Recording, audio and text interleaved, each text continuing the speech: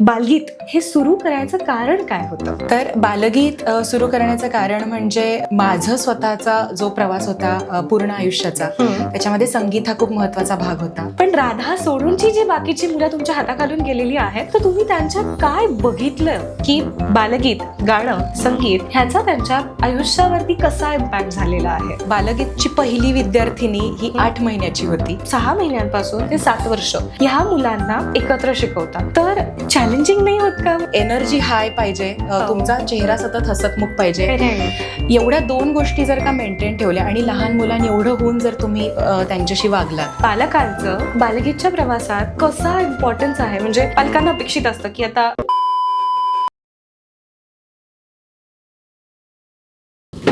नमस्कार, मी श्वेता मोरे, तुमचं जजाराच्या पॉडकास्टमध्ये स्वागत आहे. प्रत्येक पॉडकास्टमध्ये असा विषय मी घेऊन येते की जो पालकांसाठी खूपच महत्वाचा आहे, की जेणेकरून मुलांच्या वाढीसाठी, प्रगतीसाठी सगळ्याच दृष्टीने मदत होते. आजचाही विषय तितकाच महत्वाचा आहे. फक्तच लहान मुलं नाही, तर मोठी मुलं सुद्धा, की ज्यांच्यासाठी संगीत की सगळ्यांचाच लहानपणापासून खूप जिव्हाळ्याचा विषय असतो आणि तो असलाच पाहिजे त्यांच्या डेव्हलपमेंटसाठी. तर आज आपल्या भेटीसाठी किंवा पॉडकास्टसाठी ज्या आलेल्या आहेत त्या म्हणजे डॉक्टर मानसी खासनीस. तर ह्यांची ओळख सांगायची झाली ती म्हणजे काय, तर बालगीत ज्यांनी सुरू केलं त्याच्या करत्या धरत्या किंवा आपण म्हणू शकतो त्याचा जो फेस आहे, तर त्या म्हणजे डॉक्टर मानसी खासनीस. आणि गेले 3 वर्ष एका मुलापासून 2 मुलांपासून जी बालगीतचा प्रवास सुरू झालेला होता, आता हजारो मुलं बालगीतचा परिवाराचा भाग झालेला आहे.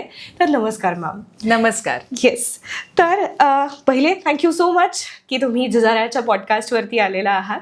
आणि मला तुमच्याकडनं ज्या गोष्टी आज जाणून घ्यायच्या आहेत, तर त्या पूर्णपणे मुलं, संगीत आणि बालगीत ह्या अनुषंगाने मी तुमच्याशी गप्पा मारणार आहे. तर पहिला माझा प्रश्न तुमच्यासाठी असा आहे की बालगीत जे आहे हे सुरू करायचं कारण काय होतं? तर बालगीत सुरू करण्याचं कारण म्हणजे माझं स्वतःचा जो प्रवास होता पूर्ण आयुष्याचा, त्याच्यामध्ये संगीत हा खूप महत्वाचा भाग होता. मी ज्या घरामध्ये वाढले त्या घरामध्ये संगीत हा एक केंद्रबिंदू होता. म्हणजे माझे बाबा तबला वाजवायचे, माझा काका पेटी वाजवायचा. आणि ह्या सगळ्या वातावरणामध्ये मी वाढले तेव्हा मला एवढं काही जाणवलं नाही की संगीताचं महत्व काय असतं वगैरे. पण माझी बहीण विशेष होती, म्हणजे ती कामायनीची विद्यार्थिनी होती, मतिमंद होती. आणि तिच्यावरती संगीताचा खूप प्रभाव मी बघितला तिच्या जडणघडणीमध्ये. ओके. म्हणजे ऑटिस्टिक होती ती आणि स्पेशल नीड्स होत्या तिच्या. पण माझ्या आईबाबांनी तिला संगीताचा, म्हणजे मी लहान असताना आमच्या दोघींवरती संगीताचा अगदी पॅसिव्हली संस्कार केला. तेव्हाही मला काही जाणवलं नाही की संगीताचं खूप महत्व असतं वगैरे. पण जेव्हा मी PhD ला गेले तर तेव्हा PhDचं वातावरण असं असतं की तुम्हाला खूप स्ट्रेस असतो, एक्सपेरिमेंट्स काम करत नाहीत. आणि माझी प्युअर सायन्समधली PhD आहे. तर तेव्हा कुठेतरी एक मनावरती कंट्रोल मिळवण्यासाठी किंवा निगेटिव्ह रिझल्ट्सला फेस करण्यासाठी मला संगीताचा खूप उपयोग झाला. आणि एका निगेटिव्ह अशा वातावरणातनं पॉझिटिव्हिटीकडे नेण्यासाठी मला खूप ऍक्टिव्हली संगीताने मदत केली. तर त्या क्षणी मी ठरवलं होतं की मी कुठलंही करिअर जरी केलं तरी संगीत हे माझ्या बरोबर असेल. आणि मग ओघानीच राधा झाली जेव्हा, तर तेव्हा एक माझ्याकडे एक अपॉर्च्युनिटी होती की अगदी लहान वयापासनं, म्हणजे जसं मला माझ्या आईबाबांनी दिलं तसं आपण हाच प्रयोग राधावरती केला तर काय होईल. तर त्या अपॉर्च्युनिटीचा मी फायदा घेऊन राधावरती पुष्कळ प्रयोग केले. आणि मग जेव्हा मला असं वाटलं की I am now ready to disseminate it to other people, तेव्हा मग मी ठरवलं की बालगीत सुरू करायचं. अरे वा. पण म्हणजे ह्यातनं मी तुम्हाला माझाही अनुभव सांगू इच्छिते. तुम्ही जसं म्हटलात की आई बाबा आपल्याला कुठे ना कुठेतरी ह्या सगळ्या गोष्टी शिकवत असतात, हे त्यावेळी कळत नाही आपल्याला. आणि हे मी माझ्या आईच्या बाबतीत पण अनुभव घेतलेला आहे. माझ्या आईचं तोंड हे 24 तास चालू असायचं. म्हणजे गाडीवरनं सोडताना, शाळेत जाताना, येताना, घरी आल्यानंतर. आणि आत्ता मुली झाल्यानंतर मला असं रिअलाइज झालं, अरे आपण पण हे केलंच पाहिजे. म्हणजे माझ्या आईने जिथे 100% एफर्ट्स घेतले, मी अजून किती एफर्ट घेऊ शकते. सो खरंच म्हणजे मी पण कॉन्टेंट क्रिएशन जे स्टार्ट केलेले आहे ते सुद्धा आउट ऑफ दिस की तुम्ही जसं म्हटलात की आयुष्यात इतके प्रसंग येत जातात आणि आपल्याला कशाची तरी ताकद लागते. मग ती प्रेग्नन्सी म्हणा किंवा मुलांचं अपब्रिंगिंग म्हणा, तर ह्या सगळ्यात जे साथ देऊ शकतं ते म्हणजे खरंच संगीत आहे. आणि हा माझाही एक्सपिरियन्स आहे. सो तुम्ही बालगीत जे आहे तर मग पूर्ण वेळ बालगीतकडेच लक्ष देता का काय अजून काही करता? तर मी पूर्ण वेळ बालगीत नाही करत. मी खरं तर as I said me pure सायन्समध्ये PhD केलं. आणि so I am a scientist by profession. Scientist कशात, तर मी खरं तर बायोफिजिक्समध्ये डिग्री केली आहे. आयसर पुणेमधनं माझी PhD आहे. पण मी आत्ता माझी स्वतंत्र स्टार्टअप आहे आणि आम्ही लंग कॅन्सरवरती किंवा कॅन्सर्सवरती इन जनरल रक्त चाचणीमधनं किंवा ब्लड टेस्टमधनं आपण कसा निदान करू शकतो याच्यावरती आम्ही रिसर्च करतोय. सो ते माझं फुल टाइम आहे. पण माझं हे फिक्स होतं की हे जरी झालं तरी एक सिग्निफिकंट अमाऊंट ऑफ टाइम म्युझिकसाठी रिझर्व्ह असला पाहिजे. आणि म्हणून असं असतं आत्ताचं शेड्यूल की सकाळी राधा शाळेत गेल्यापासून ते 4:30 पर्यंत मी बायोमार्क आहे की माझ्या स्टार्टअपचं नाव आहे ते करते. आणि 4:30ला लॅपटॉप बंद होतो आणि मग बालगीत सुरू होतं. अरे वा. सो आतापर्यंत 2023 पासून 2026 पर्यंत इतकी सारी मुलं तुम्ही बघितलेली आहेत, तर संगीताचा ह्या सगळ्या मुलांवरती, म्हणजे राधा तर लाईव्ह एक्झाम्पल आहे, पण राधा सोडूनची जी बाकीची मुलं तुमच्या हाताखालून गेलेली आहेत, तर तुम्ही त्यांच्यात काय बघितलं की बालगीत, गाणं, संगीत ह्याचा त्यांच्या आयुष्यावरती कसा इम्पॅक्ट झालेला आहे? बालगीतची पहिली विद्यार्थिनी ही 8 महिन्याची होती. आणि 8 महिन्याचं छोटंसं बाळ आपल्या बालगीतमध्ये येणार तेव्हा मला खरं तर टेन्शन आलं होतं की ठीक आहे, म्हणजे कन्सेप्च्युअलायझेशन पर्यंत, आयडिएशन पर्यंत ठीक आहे, पण आता इम्प्लिमेंटेशनची जेव्हा वेळ येते तर पहिला वर्ग, एक 8 महिन्याची मुलगी, एक 5 वर्षाचा मुलगा आणि अजून 2 6 वर्षाच्या मुली असा आणि राधा असा आमचा वर्ग होता 5 मुलांचा पहिला. तर आता त्या 8 महिन्याच्या मुलीची आता ग्रोथ मी बघतीये गेले 3 वर्ष. ग्रोथ म्हणण्यापेक्षा आपण जे म्हणू की एक सांगीतिक अवेअरनेस म्हणतो आपण ज्याला, एक सांगीतिक एक म्हणून आपण त्याला की साक्षरता, सांगीतिक साक्षरता म्हणू आपण या गोष्टीला, ज्याच्यामध्ये नुसतं गायन येत नाही की संगीत म्हणलं की लोकांना असं वाटतं की गाणं म्हणता आलं पाहिजे, की गाण्याच्या स्पर्धेत पहिला नंबर आला म्हणजे झालं. तर ते तसं नाहीये. तर हा एक नॉर्म मला थोडासा ब्रेक करायचा होता. तर सांगीतिक साक्षरता याचा अर्थ असा होतो की 6 महिन्याच्या मुलापासून ते 7 वर्षाच्या मुलापर्यंत ज्या टप्प्यावरती, मानसिक टप्प्यावरती ते मूल आहे, त्या मानसिक टप्प्यावरती त्याला संगीतातनं जे उचलता येतंय ते त्यांनी उचलावं आणि त्याच्या आत्ताच्या मेंदूच्या कुवतीप्रमाणे त्यांनी त्याची जडणघडणीसाठी त्याचा उपयोग करावा पॅसिव्हली. आणि ह्याच्यामध्ये त्याचं संगोपन करणारे जे आई बाबा, आजी आजोबा, ही जी त्याची इकोसिस्टम असते याचा त्याला पूरक उपयोग व्हावा. बरोबर. तर आता या मुलीबद्दल जर सांगायचं झालं एक एक्झाम्पल म्हणून, भाषा डेव्हलप होणं, त्याच्यानंतर गाण्यांमधनं तिला वारंवारतेमधला फरक म्हणजे फ्रिक्वेन्सी मधला फरक, की खालची पट्टी कुठली, वरची पट्टी कुठली, आपण खालच्या स्वरावर वरच्या स्वरावर कसं जायचं, किंवा स्वरात स्वर मिळवणे म्हणजे काय. तर हे सगळं जार्गन न सांगता जर का ती रिप्रोड्यूस करू शकत असेल तर हा त्यांच्या जडणघडणीमध्ये संगीताचा एक काय म्हणू आपण ऍक्सिलरेटर म्हणून त्याचा वापर होऊ शकतो. Without them understanding that they are learning it. Right. बघा ना, म्हणजे लहान मुलांना असं काही वेगळं शिकवायला लागत. आपण मराठी आहोत, मराठी भाषा आपण कशी शिकवतो, अशीच शिकवतो ना. म्हणजे त्याला घेऊन बसतो का की चला आता तुला म्हणायचं आहे हे वाक्य, अजिबातच नाही. सो गाणं ही तुम्ही जसं म्हणताय की ते सगळं पॅसिव्हली म्हणजे ऐकूनच तो सगळ्या गोष्टी शिकणार आहे. आणि मी तुम्हाला सांगते, म्हणजे मी जे बालगीतमध्ये बघितलेलं आहे तर मुलं आपोआप ते वाजवायला लागतात किंवा त्या तालात ताल मिळवायला लागतात. जरी बोलता नाही येत आहे तरी सुरात सूर मिळवायचा प्रयत्न तरी केला जातो. सो हे माझं सुद्धा ऑब्झर्वेशन आहे. तुम्ही जसं 8 महिन्याच्या मुलीचं सांगितलं, तर आता तुम्ही 6 महिन्यांपासून ते 7 वर्ष ह्या मुलांना एकत्र शिकवता. तर चॅलेंजिंग नाही होत का? म्हणजे एवढी लहान, म्हणजे सगळ्याच 6 महिन्याचंही मूल येणार आहे आणि 7 वर्षाचंही येणार आहे आणि किती डिफरन्स आहे ह्यांच्या थिंकिंग मध्ये, म्हणजे प्रत्येक मूल वेगळं वेगळं आहे. बरं. तर ते तुम्ही कसं करता हे सगळं? तर हे पण ट्रेनिंग मला माझ्या ताईकडनं मिळालं आणि नंतर ते मी राधावरती थोडंसं व्हॅलिडेट केलं ओके. की लहान मुलांमध्ये काम करायचं असेल तर म्हणजे एक्झॅक्टली प्रिसाइजली 6 महिने ते 7 वर्षाच्या वयोगटाबद्दल बोलते आणि काही अंशी हे मोठ्या मुलांमध्येही ॲप्लिकेबल आहे आणि सिनियर सिटीजनमध्ये तर नक्कीच आहे की तुमची एनर्जी खूप हाय लागते. Right. तर एनर्जी हाय पाहिजे, तुमचा चेहरा सतत हसतमुख पाहिजे. Right. एवढ्या 2 गोष्टी जर का मेंटेन ठेवल्या आणि लहान मुलांनी एवढं होऊन जर तुम्ही त्यांच्याशी वागलात हो. तर मला वाटतं ह्या वयोगटातली मुलं पटकन तुमच्याशी कनेक्ट होतात. Right. आणि खूपच महत्वाचं असं एक ट्रेनिंग मला ताईकडनं माझ्या मिळालं की तुमचं स्वतःचं जे मानसिक बॅगेज आहे, हो. प्रेशर्स आहेत, कामामधले असतील, कौटुंबिक असतील, तर ते घेऊन तुम्ही मुलांना नाही शिकवू शकत किंवा Right. मुलांशी नाही इंटरॅक्ट करू शकत. Right. मुलं पटकन तुम्हाला सेन्स करतात, तुझा आज मूड चांगला नाहीये का, हो. तू माझ्यावर चिडली आहेस का, किंवा माझं काही चुकलंय का. तर हे खूप महत्वाचं आहे जेव्हा या पूर्ण वयोगटाला एंगेज ठेवायचं असेल. Right. हा वयोगट इतका गोड आहे की ह्याच्यामध्ये ज्या पद्धतीने 1-2 वर्षाच्या मुलांना लागतात गोष्टी द्याव्या, हो. त्याच काही अंशी म्हणजे 80% मी म्हणेन त्या 7 वर्षाच्या मुलालाही पसंत पडतात. Right. तो एक टप्पा उलटला, जसं आपण म्हणतो एक मुंजीचं वय असतं, तो एक टप्पा उलटला की मग मुलांची थोडीशी थोडासा एक जंप होतो Right. मानसिक वाढीमध्ये. हो, हो. मग तेव्हा तुम्हाला थोडंसं काहीतरी वेगळं देण्याची गरज असते. बरोबर.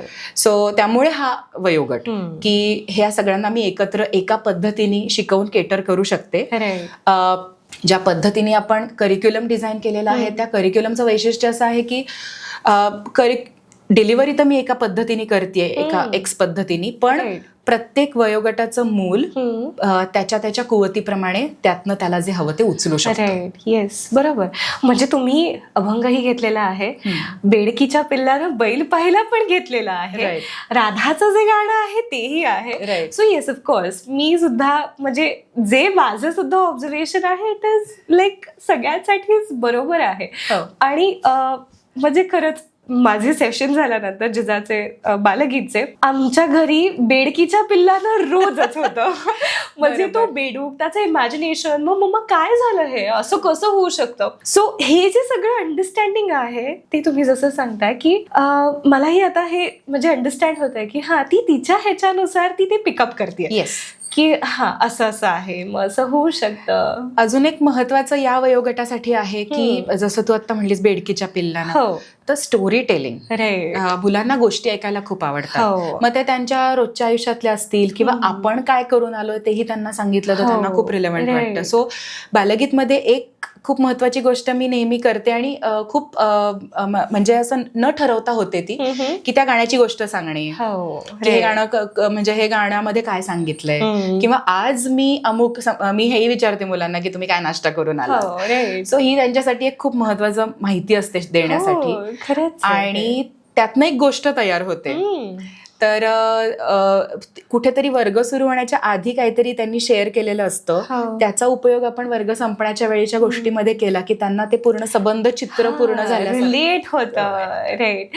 सो म्हणजे तुम्ही जसं सांगताय ना की गोष्टी स्वरूप हे जे खूप महत्वाचं आहे, तर म्हणजे तेच की तुम्ही जे काही सांगताय हे मी रिलेट करू शकते सगळ्या गोष्टींसोबत, की लहान मुलांना म्हणजे ती पहिली जी गोष्ट एक्सप्रेस करायला शिकतात, ज्या वे मध्ये शिकतात, तर ती गोष्टी स्वरूपच आहे.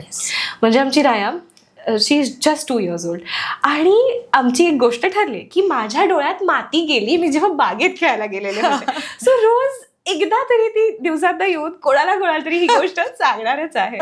So it is true. आणि तुम्ही जसं म्हटलात की म्हणजे रिलेशन, को रिलेशन हे ज्या प्रकारे होतं, तर म्हणजे तो 1 तास 2 तास इतके मुलांसाठी महत्वाचे आहेत बालगीतातले. आपल्याला दिसत नाही विजिबली की ते काय घेऊन जात आहेत, पण जसं तुम्ही म्हणालात की संगीत तुमच्यामध्ये सुद्धा कुठेतरी ते होतं, त्याच्यामुळे PhDच्या वेळेस तुम्हाला ते रिअलाइज झालं की हा. सो मला तुम्हाला पुढचा प्रश्न असा विचारायचा आहे की जसं तुम्ही म्हटलात की लोकांना संगीत म्हणजे गाणंच वाटतं, तर मग आता बालगीतमध्ये एक्झॅक्टली अपोजिट आहे. म्हणजे संगीत एकतर फक्त गाणंच नाही आहे, तर त्याच्यात बाकीच्या गोष्टी येतात. तर तुम्ही ह्या सगळ्याची सांगड कशी घातलेली आहे? तर बालगीतमध्ये बरोबर आहे की फक्त गाणं, म्हणजे मी माझी टॅगलाईनच जेव्हा ठरवली तेव्हा मी अशी लावली की लावूया संगीताची गोडी नकळत आणि हसत खेळत. आता संगीत या व्याख्येमध्ये फक्त गाणं नाही तर मग वादन येतं, नृत्य येतं. त्याच्यानंतर इव्हन जेव्हा आपण एखादी गोष्ट नाटकामध्ये प्रेझेंट करत असतो तेव्हाही एका विशिष्ट तालबद्धतेने, लयबद्धतेने आपल्याला ती सादर करावी लागते. पॉडकास्ट असू दे, इंटरव्ह्यू घेणं असू दे, प्रत्येक गोष्ट, इव्हन आपलं हार्टबीट, हे सगळं सांगीतिकच आहे. तर आपल्या आजूबाजूला जे पक्षी आहेत, आपल्या आजूबाजूला जे काही निसर्गाचे गुंजार, सगळेच आवाज म्हणजे. तर माझा असा उद्देश होता की या सगळ्यांची सांगड घालून एक असा प्रोग्राम बनवावा की ज्याच्यामध्ये मुलांना पुढे जे व्हायचं ते होऊ देत. गायक व्हायचं तर गायक होऊ दे, नृत्यांगना व्हायचं तर नृत्यांगना होऊ देत, पण एक विशिष्ट नाळ त्यांची संगीताशी जोडल्या जाऊ देत. बरोबर. आणि लय, मला असं वाटलं की सर्वात महत्वाचं अंग ठरेल मुलांना देण्यासाठी, कारण लय त्यांच्यामध्ये आपसुकच असते, जन्मजातच असते. तर हे सगळं बांधण्यासाठी मग मी अशा गोष्टी डिझाईन केल्या की ज्याच्यामध्ये मुलांना वेगवेगळ्या ऍक्टिव्हिटीजमधनं लयीची ओळख करून दे. म्हणजे लयीचं फक्त पॉलिश करतोय आपण, त्यांना ओळख ऑलरेडी आहे गोष्टींची. कारण त्यांचं हृदय तर धडधडतंय, आईचं त्यांनी हार्टबीट्स ऐकलेले आहेत गर्भात असताना. तर त्याच्यावरती फक्त थोडी धूळ जर जमा झालेली आहे तर ती आपण झटकूयात फक्त.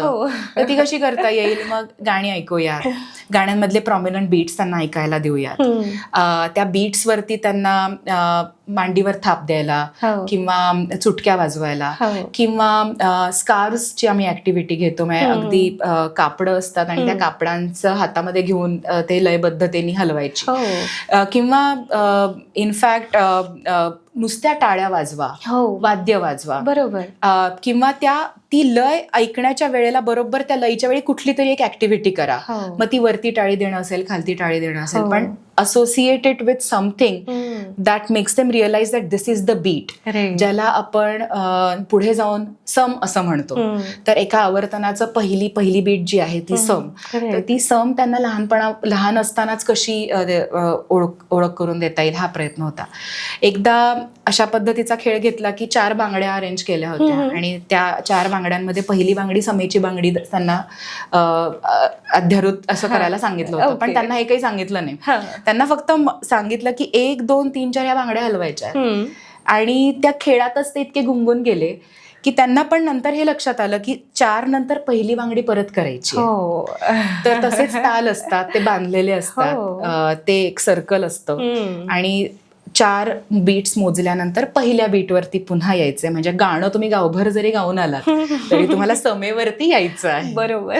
मग तो द्रुत असेल, विलंबित असेल, कुठलाही असेल. तर हे खूप नकळतपणे क्रिएटिव्हली काही ना काहीतरी देण्याचा प्रयत्न केल्यामुळे मग हे सांधता येत असं. राईट. आणि तुम्ही जसं म्हटलात म्हणजे अवयवांचा वापर करून तर आवाज काढणं झालंच, पण इन्स्ट्रुमेंट सुद्धा.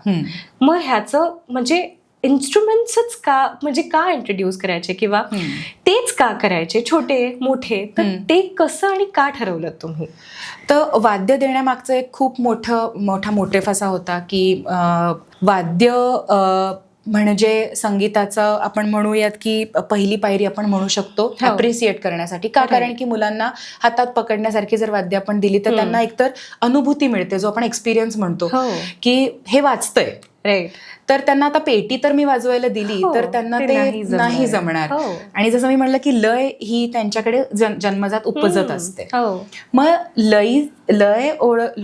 लयीची ओळख करून देण्यासाठी आपण जर का छोटी छोटी तालवाद्य दिली तर त्यांना ती खेळण्यासदृश वाटतात, पण आपण त्यांना जेंटली हेही शिकवू शकतो की ही वाद्य आहेत आणि ह्या वाद्यांचा आदर आपल्याला करायचा आहे आणि या वाद्यांचा अपमान होऊ नये अशा पद्धतीने आपल्याला वागायचंय. तर एक आपण म्हणू की फॉर्मल संगीत शिक्षणासाठी सुद्धा मुलांना तयार करण्यासाठी, किंवा आता पुढे जाऊन मुलं शाळेत जाणार आहेत तर शाळेत बसताना आपण आपल्या शैक्षणिक साहित्याचा आदर केला पाहिजे, ती फेकली नाही पाहिजे. बरोबर. तर ह्या सगळ्या गोष्टींचं मॅनिफेस्टेशन म्हणा किंवा फाउंडेशन म्हणून आपल्याला हे फिजिकल गोष्ट हातात देणं आवश्यक आहे. तर खूप स्ट्रिक्टली बालगीतमध्ये, म्हणजे मला असं वाटतं की बालगीतमध्ये इतकी शिस्त आहे की मला असं वाटतं की कधी कधी ती जाचं काही वाटू शकत असेल पालकांना की अरे बापरे खूप सूचना देतात आणि मुलांना हे नका करू ते नका करू, पण कुठेतरी हे करायचं नाही. हो, आणि हे करायचं. राईट, अगदीच बरोबर. तर हे खूप क्लिअर आहे आमच्याकडे. जर आपण ती गोष्ट योग्य वेळेस नाही सांगितली तर मुलांना ते कळणार कसं आहे. म्हणजे ह्याच्यामुळे मी पण बऱ्याच पालकांना सांगत असते की नाही बोलताही आलं पाहिजे. करेक्ट. आणि ते जर त्यावेळी तुम्ही नाही बोललात तर त्या मुलाला वाटणार आहे की ही करणारी गोष्ट योग्य आहे. अगदी बरोबर. सो त्याच्यामुळे ती त्या वेळेस करेक्ट होणं इट इज व्हेरी इम्पॉर्टंट. आणि जे तुम्ही वाद्यांचं सांगितलं तर खरंच आहे की म्हणजे जी छोटी वाद्य आहेत, म्हणजे मी जे वाजवते बालगीतला आल्यावर, टाळ म्हणा किंवा घुंगरू म्हणा, की अगदीच सोपी आहेत वाजवायला आणि खरंच मुलं बीट पकडतात. हो, म्हणजे मी तेच म्हटलं ना की बालगीत हे असं आहे की पालकांना असं वाटू शकतं की अरे मी हे घरी करू शकतो ना, पण ते तिथेच होऊ शकतं. हे मी पण म्हणजे माझंही 24 तास तोंड चालू असतं, पण तो जो माहोल आहे किंवा मुलांमध्ये येऊन ती करण्याची जी गोष्ट आहे तर ती दॅट इज व्हेरी इम्पॉर्टंट. आणि सगळ्यांमध्ये सामूहिक कसं होऊ शकतं, आपण कसं त्याच्यात पार्टिसिपेट करू शकतो आणि त्यातनं कसं लर्निंग होऊ शकतं हे मी बालगीतकडनं खरंच शिकलेली आहे. सो माझा जो पुढचा प्रश्न आहे तुम्हाला की म्हणजे आता आपण बालगीतबद्दल एवढं सगळं बोलतोय आणि तुम्ही तुमचे सगळे अनुभव सांगताय, तर हे सुरू करायचं जे मोटिव्ह होतं की तुम्ही जसं सांगितलं की मुलांनी संगीताचं रसग्रहण केलं पाहिजे, तर हे म्हणजे तुमच्या ऑब्झर्वेशनमधनं काय दिसतंय तुम्हाला? म्हणजे काय वाटतंय की हे होतंय, कसं होतंय, काय होतंय? राईट. सो एक आपण मेजरेबल म्हणू, कॉर्पोरेटमध्ये आपण जे म्हणतो की एखादा गोल आपण ठरवलंय तर त्याची प्रोग्रेस आपण मेजरेबल म्हणून ट्रॅक करतो. तर दिस इज वन ऑफ द मेजरेबल्स की मुलांना खरंच संगीतातले रस उचलता येत आहेत का, ग्रहण करता येत आहेत का. याचा अर्थ याचे 3-4 निकष आहेत. एक तर मुलं एका जागी बसून गाणं ऐकतायत का. तर एखाद्या मुलाच्या बालगीतच्या प्रवासामध्ये आधी आणि नंतर हे जर आपण बघितलं की मूल एका ठिकाणी बसून गाणं ऐकतंय का, लक्ष देऊन. दुसरी गोष्ट, एक असा निकष असतो की आपण जेव्हा कुठेही हॉटेलमध्ये जातो तेव्हा बऱ्याच ठिकाणी लाईव्ह म्युझिक असतं आजकाल. खूप जण माझ्याच जनरेशनची, सगळे माझे बरेच मित्रमंडळी आहेत जे गिग्स करतात आणि फुल टाइम करिअर म्हणून त्यांनी गिग्स करण्यासाठी उचललेलं आहे असं सगळं. तर अशा गोष्टी ज्या आहेत, जे लाईव्ह म्युझिक घडतंय त्याला कसा प्रतिसाद देतात मुलं, कारण हे खूप रुटीन झालंय की वीकेंड्सला लोक जेवायला जातात आणि लाईव्ह म्युझिक असतं. सो तिथे मुलं रिस्पॉन्ड करतात का, त्यांना उत्सुकता वाटतेय का की हे गिटार आहे किंवा हा कहन आहे किंवा ही व्यक्ती जे गातीये ते गाणं, हे गाणं या गाण्याशी सिमिलर आहे. कारण की बालगीतमध्ये आपण ह्या गोष्टी खूप सांगतो त्यांना की हे आपण गाणं घेतलं होतं त्याच्यासारखंच हे गाणं, म्हणजे राग एक आहे अशा पद्धतीने. गोव्याला बरेचदा मला फीडबॅक आलेला आहे की आम्ही गोव्याला गेलो होतो, आमची एक खूप छोटीशी गोड स्टुडंट आहे राही म्हणून, तर तिच्या पालकांनी आवर्जून व्हिडिओ पाठवला होता की गोव्याला तर सगळीकडे लाईव्ह म्युझिक चालतं आणि लोकसंगीतही चालतं. तर ती अक्षरशः तिथे जाऊन पूर्ण तल्लीन होऊन ते गीत ती ऐकत होती आणि त्यांनाही आश्चर्य वाटलं की एवढीशी लहानशी मुलगी, युजली स्क्रीनवरती असणारी मुलं ही कशी काय इकडे येऊन ऐकते. थर्ड व्हॅलिडेशन इज शास्त्रीय संगीताच्या कार्यक्रमांना ऑडिटोरियममध्ये किंवा आपल्या Pune is a rich cultural city for anything you say in music, शास्त्रीय, उपशास्त्रीय, संगीत, नाटक, अशा कार्यक्रमांना मुलं बसतायत का आता तुमच्या बरोबर. हे एक थर्ड व्हॅलिडेशन आहे. आणि त्याच्यासाठी अयांश नावाचा आमच्या आत्ताच्या सत्रातला एक खूप गोड मुलगा आहे, तर त्याच्या आईनी त्याचा नकळत एक व्हिडिओ वसंतोत्सवातला काढलेला आम्हाला पाठवला की राहुल दादाला तो इतका छान दाद देत होता की वा वा किती छान असं आहे. This was exceptionally well measured outcome of बालगीत की मुलं संगीताला प्रतिसाद देत आहेत, रसग्रहण करतायत, दाद देत आहेत. जिथे त्यांना असं वाटतंय की हे छान आहे त्याला ते छान म्हणतायत. ओके. तर हे माझ्यासाठी महत्वाचं आहे. नाही, खरंच म्हणजे ज्या उद्देशाने तुम्ही बालगीत सुरू केलेलं आहे, म्हणजे असे सगळे मुलांचे, आयांचे फीडबॅक आल्यानंतर तुम्हाला असं वाटत असेल झाले, मला हेच करायचं होतं. म्हणजे असे प्रतिक्रिया अशा आल्या ग्रुपवरती की मी म्हणते this is my done, my made my day. Yes, हेच हवं, मला हेच हवं होतं. ग्रेट. सो खूपच छान. म्हणजे काय म्हणतो की एकदम लाईव्हली कॉन्व्हर्सेशन झालंय तुमच्यासोबत. आणि मी जसं म्हटलं की पालकांना ह्यातनं बऱ्याच गोष्टी शिकायला मिळणार आहेत, किंवा ते त्यांच्या मुलांसोबत अजून काय करू शकतात हेही त्यांना कळणार आहे. आणि संगीताचं महत्त्व की जे आत्ता म्हणजे ज्या कुठल्या वयात असतील, मला तर असं वाटतं की कुठलंच वय मुलांसाठीचं गेलेलं नाही आहे, अजून स्टील हॅव टाईम. सो तुम्ही ते आत्ताही करू शकता. मला तुम्हाला पुढचा जो प्रश्न विचारायचा आहे तो म्हणजे की पालकांचं ह्या बालगीतच्या प्रवासात कसा इम्पॉर्टन्स आहे. म्हणजे पालकांना अपेक्षित असतं की आता माझं 2-3 वर्षाचं मूल आहे, आता मी आणलंय तर त्याला ते झालंच पाहिजे. तर ह्याच्यात तुमचा कसा एक्सपिरियन्स आहे? राईट. सो पालक हा बालगीत मधला खूप महत्वाचा भाग आहे. मूल आणि पालक हे दोन जोडगोळी असावी लागते, नाहीतर ते शक्य नाही. कारण की बालगीत तर आठवड्यातनं 1 तास होईल, 45 मिनिटात 1 तास होईल, पण बाकी सगळा भाग पालकांनी घरी करायचा. बरोबर. प्लस बालगीतची संहिता अशी आहे की non judgemental way of introducing children to music. मराठीत सांगायचं झालं तर चिकित्सा नको. तर ती चिकित्सा करू नका हे पालकांच्या पचनी पाडण्यासाठी थोडी मेहनत मला लागली पहिल्यांदा. कारण की पालकही पहिल्यांदाच अशा कॉन्सेप्टला इंट्रोड्यूस होत होते. तर आता आम्ही असं सुरू केलंय की आम्ही आधी पालकांना ओरिएंट करतो. जसं आपण लहान मुलांना सांगतो की आता आपण बागेत जाणार आहोत, किंवा आता आपण रेल्वे गाडीत बसणार आहोत, विमानात बसणार आहोत, हे करायचं, हे करू नये. तर हे असं आम्ही पालकांनाही थोडंसं हँड होल्डिंग करतो सुरुवातीला.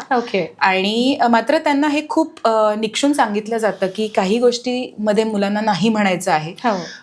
या त्या 1-2-3 गोष्टी आहेत, पण ह्या 1-2-3 गोष्टी आहेत ज्याच्यात तुम्ही अजिबात जज करायचं नाहीये. अगदीच बरोबर. जर तुम्ही हे केलं तर तुम्ही ज्या उद्देशासाठी बालगीत मध्ये येताय तो उद्देश मारला जाईल.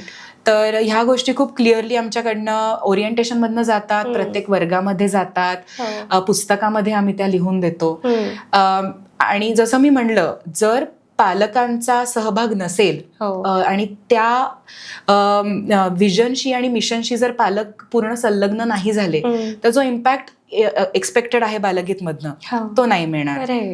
आणि मला आनंद होतोय सांगण्यासाठी की पुण्यामध्ये असे पालक आहेत, खूप पालक आहेत जे या अशा पद्धतीच्या विचारसरणीला अनुसरूनच आपल्या मुलांना वाढवत आहेत. त्यामुळे आज बालगीत ला मुलं येत आहेत असं. म्हणजे बालगीत म्हणायचं झालं तर लहान मुलांचा तुम्ही पेरेंट टॉडलर प्रोग्राम ऐकलेला आहे का? Yes. So it is a parent toddler programme की खरंच म्हणजे तुम्ही जसं म्हटलात की ती जोडगोळी आहे. तर म्हणजे खरंच पालकांनी कॉन्ट्रीब्यूट केलं. आणि तुम्ही जो महत्वाचा भाग सांगितला की तुम्ही तेवढ्याच वेळ असणार आहात, पण बाकीचा सगळा वेळ पालकच मुलांसोबत असणार आहेत. त्याच्यामुळे तुम्हाला जर चांगला आउटपुट एक्सपेक्टेड असेल तर तुम्ही तेवढेच एफर्ट्स घेणं इम्पॉर्टंट आहे. बरोबर. मला आता महत्वाचा प्रश्न जो तुम्हाला विचारायचा आहे तो म्हणजे असा की आत्तापर्यंत बालगीत हे म्हणजे 7 वर्षापर्यंतची मुलं यांच्यासाठी काम करतात, पण मग मोठ्या मुलांचं काय? म्हणजे ऑफकोर्स मूल काय 15-16 वर्षापर्यंत पण त्याच फेजमध्ये असतं, म्हणजे शाळा, मजा, मस्ती, आणि ऑफकोर्स ह्या गोष्टी त्या मुलांनाही आवडूच शकतात. तर तुम्ही काय ठरवलेलं आहे? मोठ्या मुलांसाठी नक्कीच आता राधाच गेलेली 9.5 वर्षाची झाली आहे, त्याच्यामुळे त्यांच्या गरजा लक्षात येत आहेत आणि काय करता येईल. कारण की ज्या धाटणीतनं बालगीतची निर्मिती झाली ती खूप लहान वयोगटासाठी होती, पण आता मला असं जाणवायला लागलं की 7 वर्षाच्या पुढच्या मुलांसाठी सुद्धा फॉर्मल एज्युकेशन ऑफ म्युझिक आणि बालगीत यातला एक ब्रिज कुठेतरी आवश्यक आहे असणं, ज्याच्यामध्ये आता जर संगीताची गोडी लागली आहे बालगीत थ्रू, तर ती संगीताची गोडी आता ज्यांना म्युझिक ॲज अ करिअर न म्हणणार नाही मी, पण फॉर्मल म्युझिक शिकायचंय, वाद्य असू दे किंवा गाणं असू दे, तर त्यांना तिथपर्यंत पोहोचवण्यासाठी अजून काही करता येईल का? तर ह्याचं लेखन आता चालू आहे आणि नाव प्रोग्रामचं अजून गुलदस्त्यात ठेवते, पण यावर्षी तो प्रोग्राम लॉन्च होईल. अरे वा. वयवर्ष 7 आणि पुढे. ओके. तर ह्याच्यामध्ये वयाची अट काही नाहीये, 7 to infinity आहे. अरे वा. कारण की आता सगळे एकाच हे असणार Right. लेवलवरती की Okay. ज्यांना गाणं नव्याने पुन्हा शिकायचंय किंवा मला गाणं खूप आवडतं पण त्यातले खाचखळगे म्हणा किंवा गाणं अजून कुठल्या पद्धतीने माइंडफुली ऐकता येईल किंवा जे आपल्या शास्त्रीय संगीताचा आधार आहे, शास्त्र आहे, तर ते शास्त्र अगदी लहान मुलांच्या बाबतीत म्हणायचं झालं तर 7 वर्षाची जी मुलं आहेत, तर गाणं लिहिणं म्हणजे काय, नोटेशन म्हणजे काय, किंवा एखादं गाण्याचं जेव्हा आपण तालाचं नोटेशन लिहितो तर सम कशी लिहायची, काल कसा लिहायचा, या गोष्टी अचानक त्यांच्या अंगावरती आल्या तर त्यांना कदाचित खूप डॉन्टिंग वाटू शकतं. बरोबर. तर बालगीत तर्फे आता हे लेखन ऑलमोस्ट कम्प्लीट होत आलंय की असा प्रोग्राम ज्याच्यामध्ये फॉर्मल एज्युकेशनच्या आधीची पायरी पण बालगीतच्या नंतरची पायरी. ओके. अरे वा, म्हणजे खरंच खूप छान आहे आणि छान कल्पना आहे. मला तुम्हाला म्हणजे शेवटचा आणि महत्त्वाचा जो एक प्रश्न विचारायचा आहे तो म्हणजे काय की आत्तापर्यंत मी जसं सुरुवातीला म्हटलं 1-2 मुलांपासूनची जी सुरुवात झालेली होती, आता बालगीतमध्ये अशी बरीच मुलं आणि पालक त्या परिवाराचा भाग झालेले आहेत.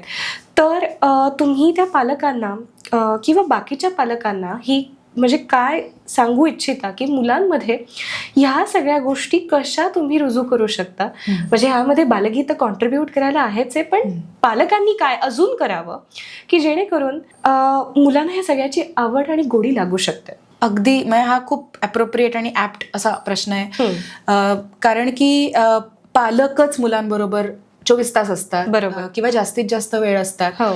आणि सर्वात म्हणजे दुर्दैवी भाग जो आजकाल मी बघतेय की मी बघते, करते, काम करते, किंवा माझे ऑफिसचे कॉल्स आहेत किंवा इंस्टाग्राम आहे, फेसबुक आहे, मी माझं काम करते, तू हे शिक. तर हा अप्रोच इज व्हेरी डेंजरस. तर मला सगळ्या पालकांना हाच माझा अपील आहे की आधी केले मग सांगितले ह्या उक्तीनुसार वागावं.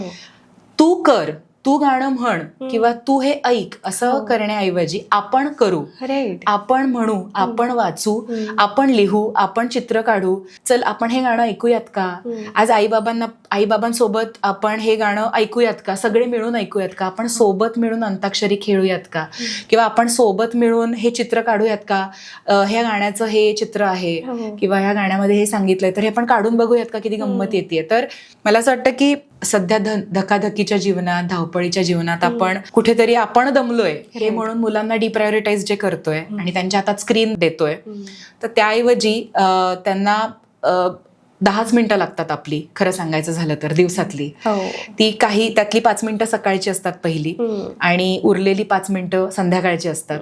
किमान तेवढा वेळ आपण काहीतरी करूयात, अशी एक सांघिक जर का आपण एक ऍक्टिव्हिटी रोज घेतली तर मला असं वाटतं की ध्येय आपण गाठू शकतो. खरंच आहे, म्हणजे तुम्ही ज्या प्रकारे एक्सप्रेस केलेलं आहे इट इज ॲब्सोल्युटली राईट. आणि मी आशा करते की पालक खरंच ह्या गोष्टी पाळतील आणि आपण खूप चांगलं फ्युचर घडवू शकू. सो खरंच तुमच्याशी गप्पा मारून मला खूपच छान वाटलं. थँक्यू सो मच की तुम्ही जराच्या पॉडकास्टवरती आला. थँक्यू. आतापर्यंत आपण मानसी घासनीस यांच्याशी गप्पा मारलेल्या आहेत. आता आपल्याला जिच्याशी गप्पा मारायच्या आहे ती म्हणजे छोटीशी राधा. तर तुम्ही तिला स्क्रीनवरती बघितलेलं असेल, बालगीतच्या सत्रांमध्ये पण बघितलेलं असेल, तर आता आपल्याला तिच्याकडनं जाणून घ्यायचं आहे की ती नक्की ह्या सगळ्या प्रवासात आई बाबांसोबत काय काय करत असते.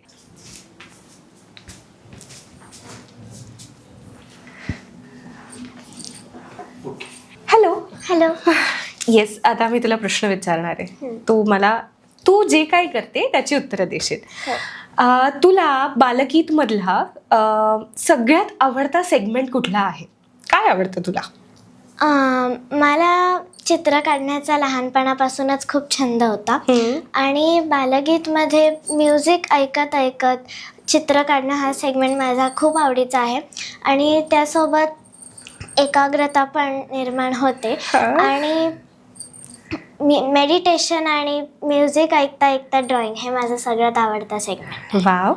आणि तू ह्या सगळ्यामध्ये आईबाबांना कशी मदत करतेस? म्हणजे कुठे कुठे कॉन्ट्रीब्यूट करत असतेस तू बालगीतमध्ये?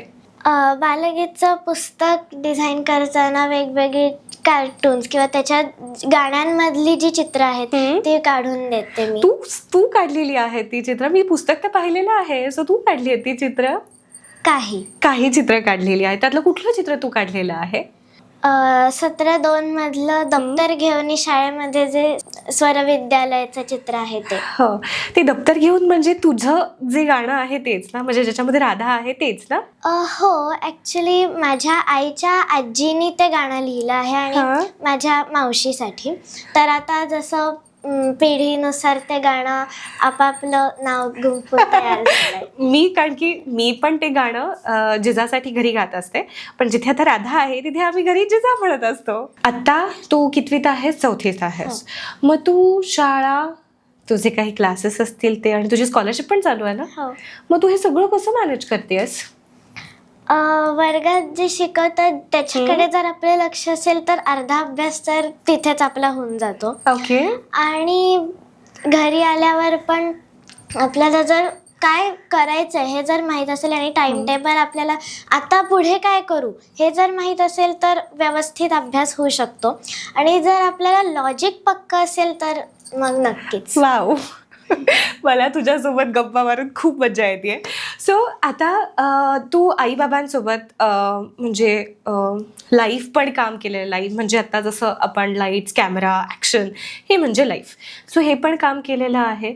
सो रेकॉर्डिंग आणि लाईव्ह जे आहे ह्याच्यामधल्या तुझ्या गमती जमती सांग. म्हणजे तुम्ही रेकॉर्डिंगला स्टुडिओमध्ये जाता, मग तिथे तू कशी असते आणि तिथे काय काय गमती जमती होत असतात? लाईव्ह मध्ये तर समजा एखादं गाणं बसवलं असेल आणि त्याच्यामध्ये एखादा इंट्रो पीस असेल तर तोच काहीतरी वेगळा वाजला जातो किंवा एखादं कडवंच विसरलं जातं, असं काही पण होऊ शकतं. पण त्या ज्या चुका असतात त्या क्षणभर असतात आणि त्या लगेच निघून जातात. पण स्टुडिओ रेकॉर्डिंग मध्ये ते कॅमेऱ्याच्या पिंजऱ्यात कैद होत असतं आणि लाईव्हमध्ये मला जास्त मजा येते. लाईव्हमध्ये जास्त मजा येते. मला तुझ्याकडनं आहे ना अजून काही गोष्टी जाणून घ्यायच्या आहेत. तू बालगीतमध्ये जात असते, आईसोबत तूही बसतेस, तर तू काय काय करतेस आणि तुला ते सगळं कसं वाटतं सांग मला. छान वाटतं. ओके. पण तेच की तूही शिकवतेस का बालगीतमध्ये? तू सांगतेस मुलांना की हे करायचं आहे, ते करायचं आहे? नाही सांगत? नाही. ओके. आणि बालगीत जसं तू मला सुरुवातीला सांगितलं की तुला गाणं, मेडिटेशन आणि ड्रॉइंग हा बालगीतमधला भाग खूपच आवडतो. तू बालगीतच्या पहिला जो सेशन झाला तेव्हापासून तू आईसोबत जाते, तू बघतीयस ही सगळी मुलं, तुला कशी मज्जा येते? म्हणजे ह्या मुलांकडे बघून तू काय काय शिकतेस? तुला काय वाटतं ह्या मुलांकडे बघून? खरं तर ती मुलं खूप आनंदी असतात सगळी गाणी म्हणताना आणि वाद्य वाजवताना, ठेका देताना वगैरे. आणि काही मुलं तर इतकी एन्जॉय करतात की त्याच्यात झोपून पण जातात.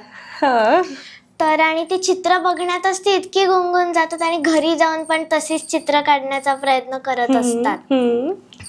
तर ओके. आणि आता म्हणजे मी जसं तुला म्हटलं की आता तुझी शाळाही चालू आहे आणि तुझं स्कॉलरशिपही आहे, तर तू अजून काय काय करते? तुला काय काय आवडतं करायला? मला पेंटिंग करायला खूप आवडतं आणि मला पियानो वाजवायलाही आवडतो. ओके. आणि तुला डान्स पण करायला आवडतो ना? हो, पण मी शिकत नाही. ओके, शिकत नाही पण आवडतं करायला. Okay okay okay. राधा, तुमचं ॲपसाठीचं बघ शूट झालेलं होतं, तर ते नक्की ॲप काय आहे आणि ते शूट पण कसं झालेलं हे मला सांगशील?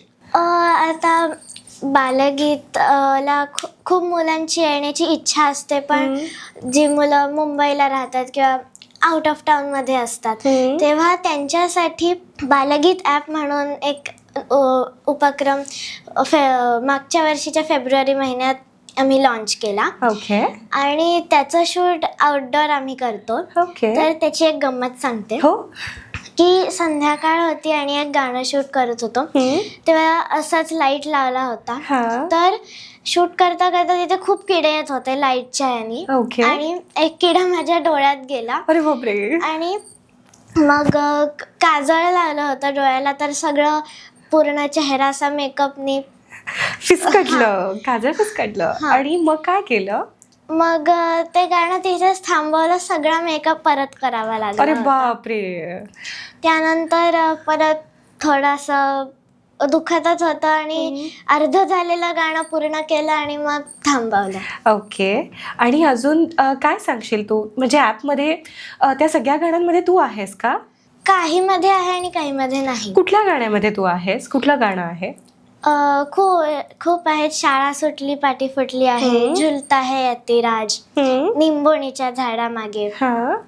तर एक सांगते की निंबोणीच्या झाडामागे आणि आणखी काही जी गाणी आम्ही केली होती त्याचं रेकॉर्डिंग आम्ही ऑन द स्पॉट केलं होतं. ओके. आणि नंतरचं प्री रेकॉर्डेड होतं. तर आधीचं जे शेड्यूल होतं त्याच्यामध्ये आउटडोअर असल्यामुळे थोडीशी ग्रेड आली किंवा वारात सुटला, यामुळे खूप सारखे टेक्स घ्यावे लागले होते. आणि पाऊसच काय येत होता आणि संध्याकाळ होती, त्यामुळे लाईट चेंज झाल्यामुळे ओके, खूप अडचण होती. खूप अडचणी आल्या. पण आउटडोर शूटला तेवढीच मज्जा येते ना. हो. ओके. तू एखादं गाणं थोडंसं गाऊन दाखवशील का मला, तुझ्या आवडीचं? हो. दाखव गाऊन. झुलता है यतिराज, झुलता है यतिराज, आत्म ख्याल मो, आत्म ख्याल मो, आत्म ख्याल मो, बड़े पहाड़ के शिखर पर, बड़े पहाड़ के शिखर पर, मृगाजन आसन डार कर, मृगाजन आसन डार कर, दर्शन दिया दत्त दिगंबर, दर्शन दिया दत्त दिगंबर, निर्जन जंगल मो, आत्म ख्याल मो, आत्म ख्याल मो. अरे वा, खूपच छान. राधा, मला ना अजून एक प्रश्न विचारायचा आहे तुला. तो म्हणजे काय की तू लहानपणापासून तुझ्या आईबाबांना दोघांनाही संगीताची एवढी आवड आहे. सो कळत न कळत तू बऱ्याच गोष्टी त्यांच्याकडनं शिकलेली आहे. या सगळ्याचा अभ्यासात तुला कशी मदत होते? कधी कधी असं होतं की मी खूप वेळ टेबल खुर्चीवर एकाच जागी बसून अभ्यास करते आणि मग मेंदू थोडा थकून जातो. तेव्हा जसं आधी मी सांगितलं की म्युझिक ऐकत ऐकत चित्र काढणं मला खूप आवडतं. तर तसं केल्याने एकतर परत मेंदूला हुरूप पण येतो आणि थोडंसं रिलॅक्स पण वाटतं. खूपच छान. राधा, आता तू बघ, म्हणजे तू 4थीत आहेस. मी जसं म्हटलं की तू आईबाबांमुळे संगीताच्या बऱ्याच गोष्टी इनडिरेक्टली तुझ्याकडे येत आहेत.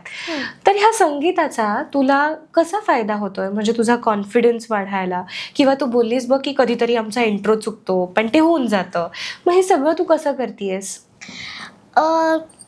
आता स्टेजमध्ये एखादं कडवंच विसरलं जातं किंवा वेगळंच काही वाजवलं जातं, पण सगळे एकमेकांना व्यवस्थितपणे सांभाळून घेतात आणि कळू देत नाहीत प्रेक्षकांना की आमचं हे ठरलं नव्हतं. हो, कारण त्यांना माहीत नसतं की आपण काय प्रॅक्टिस केली आहे. बरोबर. तर यामुळे माझा कॉन्फिडन्स बूस्ट होतो. आणि जेव्हा असं वक्तृत्व किंवा कथाकथन करायचं असतं तेव्हा असं कधी कधी होतं की एखादा शब्द वेगळाच तोंडातनं बाहेर पडतो किंवा वेगळं वाक्य बोललं जातं. तर गडबडून न जाता विषयाला परत हात घालून आपली गोष्ट किंवा वक्तृत्व सुरू करणं हे मला लाईव्ह म्युझिकमधनं सवय होत असते. अरे वा, खूपच छान. म्हणजे तुझा कॉन्फिडन्स वाढलेला आहे. कुठे पटकन काय उचलायचं, काय बोलायचं, आता हे तुला कळालेलं आहे आणि ह्याची प्रॅक्टिस पण तुझी झालेली आहे. सो खूपच छान. मला तुझ्याशी गप्पा मारून खूप छान वाटलं. आपण परत गप्पा मारायच्या का? कधी येशील माझ्याशी गप्पा मारायला? कधी पण. ओके, मी जिजा राहायला घेऊन येईल, मग तू त्यांच्याशी पण गप्पा मार. ओके. हो. तर आजच्या पॉडकास्टमध्ये मानसीताई आणि राधा ह्या दोघींची आपण खूप छान गप्पा मारल्यात. म्हणजे राधाकडनंही गोष्टी कळालेल्या आहेत, मानसीताईंकडनं तर खूप साऱ्या गोष्टी कळालेल्या आहेत. तर तुम्हाला पॉडकास्ट आवडला तर नक्की लाईक करा, शेअर करा आणि सबस्क्राईब करा.